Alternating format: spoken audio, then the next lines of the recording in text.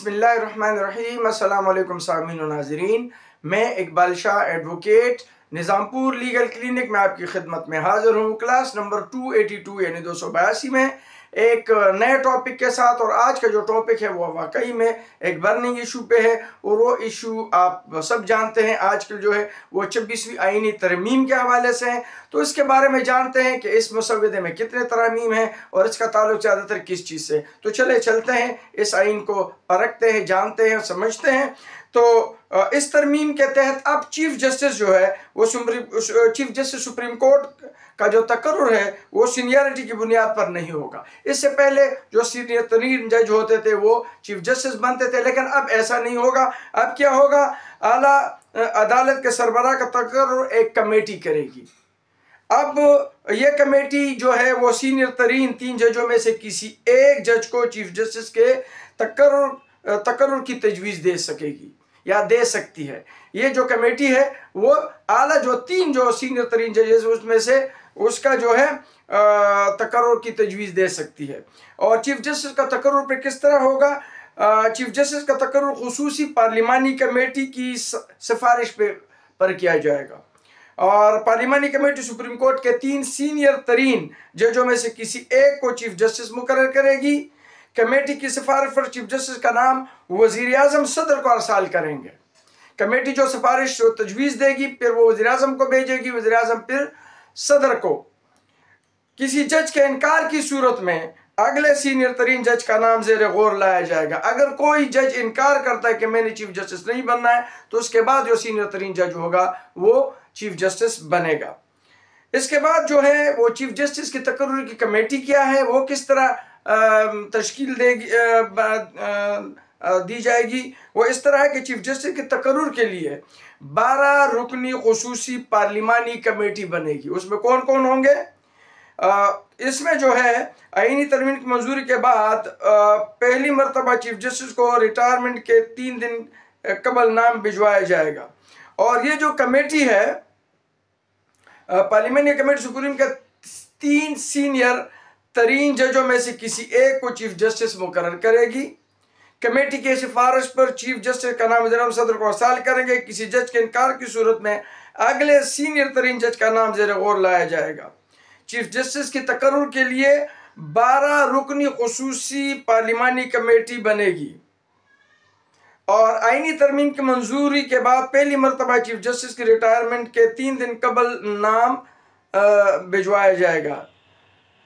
ये अगर जब जज रिटायरमेंट होने जा रहे हैं तो 3 दिन पहले जो इसका नाम भिजवाया जाएगा। बाद चीफ जस्टिस के तकर्रुर के लिए पार्लिमानी कमेटी 14 रोज़ कबल नाम भिजवाएगी। पार्लिमानी कमेटी में तमाम पार्लिमानी जमातों की मुतनासिब नुमाइंदगी होगी। इस कमेटी में 8 अरकान कौमी असम्बली जबकि 4 अरकान सेनेट से होंगे। चीफ जस्टिस की मुद्दत मुलाजमत जो है ईवान से मंजूर होने वाली आईनी तरमीम के मुताबिक सुप्रीम कोर्ट के चीफ जस्टिस की मुद्दत 3 साल होगी। चीफ जस्टिस के लिए उम्र की बालाई हद 65 साल मुकम्मल या मुकर्रर की गई है, 65 ईयर। आईनी बेंचों की तश्कील, इसमें एक और जो है वो आईनी बेंचों की तश्कील जो बताया जा रहा था कि आईनी जज बनाए जाएंगे, तो वो नहीं हुआ। वो आईनी बेंचों की तश्कील हो जाएगी। सुप्रीम कोर्ट और सूबे में कायम हाई कोर्ट्स में आईनी बेंच तश्कील दी जाएंगी। शिक 16 में भी मजीद तरमीम की है। इस्लामाबाद हाई कोर्ट में आइन से मुतालिक बेंचों की तश्कील के लिए मजलिस शूरा यानी कौमी असम्बली से करारदाद मंजूर करना होगी। इस तरह सूबाई हाई कोर्ट्स में आईनी बेंचों की तश्कील के लिए सूबाई असम्बली करारदाद मंजूर करेगी। जुडिशल कमीशन आईनी बेंचों और जजों की तादाद का तयन करेगा। किसी भी आईनी बेंच में शामिल सीनियर तरीन जज इस आईनी बेंच का सरबराह होगा। आईनी बेंचों में जहां तक मुमकिन हो तमाम सूबों से मसावी जजों को तैनात किया जाएगा।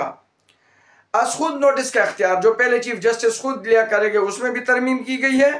आर्टिकल 184 के तहत अस खुद नोटिस का इख्तियार आईनी बेंचों के पास होगा। आर्टिकल 185A के तहत आइन की तशरीह से मुतालिक केस आईनी बेंचों के दायरे अख्तियार में आएंगे। आर्टिकल 186 के तहत अदालत के एडवाइजरी अख्तियारात भी आईनी बेंचों के पास होंगे। मुकदमात की समाअत। आर्टिकल 184(3) के तहत सुप्रीम कोर्ट अपने तौर पर कोई हिदायत या डिक्लेरेशन नहीं दे सकती। आर्टिकल 186(a) के तहत सुप्रीम कोर्ट हाई कोर्ट के किसी भी केस को किसी दूसरी हाई कोर्ट या अपने पास मुंतकिल कर सकती है। जजों का तकर्रुर। जुडिशल कमीशन हाई कोर्ट के जजों की सालाना कारकर्दगी का जायजा लेगा। सुप्रीम कोर्ट के जजों का तकर्रुर कमीशन करेगा। चीफ जस्टिस की ज़ेर सदारत कमीशन में आईने बेंचों का सीनियर तरीन जज भी शामिल होगा। कमीशन में सुप्रीम कोर्ट के 3 सीनियर तरीन जज शामिल होंगे। वफाकी वजीर कानून अटॉर्नी जनरल भी कमीशन के अरकान होंगे। कम से कम 15 साल तजुर्बे का हामिल पाकिस्तान बार कौंसिल का नामजद करदा वकील 2 साल के लिए कमीशन का रुकन होगा। 2 अरकान कौमी असम्बली और 2 अरकान सेनेट कमीशन का हिस्सा होंगे। सेनेट में टेक्नोक्रेट की अहलियत की हामिल खातून या गैर मुस्लिम को भी 2 साल के लिए कमीशन का रुकन बनाया जाएगा। सूद का खात्मा। आईनी तरमीम बैंकिंग निज़ाम में आने वाले 3 बरसों में सूद ख़त्म करने की तरमीम भी मंजूर की गई है। इसमें आने वाले 3 साल में जो है वो सूद के खात्मे की तरमीम भी जो है इसमें मंजूर की गई है। वज़ीर-ए-आज़म या काबीना की सदर को तजवीज़ पर कोई सवाल नहीं हो सकता। आईनी तरमीम में आर्टिकल 48 में भी शामिल है जिसमें तरमीम की गई है जिसके तहत वज़ीर-ए-आज़म या काबीना की जानिब से सदर को अरसाल की गई तजवीज़ पर कोई अदालत, ट्रिब्यूनल या अथॉरिटी सवाल नहीं उठा सकती। चीफ इलेक्शन कमिश्नर या रुकन रिटायरमेंट के बाद नए तकर्रुर तक काम जारी रखेगा। आर्टिकल 229 और 230 में तरमीम की गई है जिसके तहत पार्लियामेंट या सूबाई असम्बलियों में होने वाली कानून साजी पर इस्लामी नज़रियाती कौंसिल से राय ली जा सकेगी।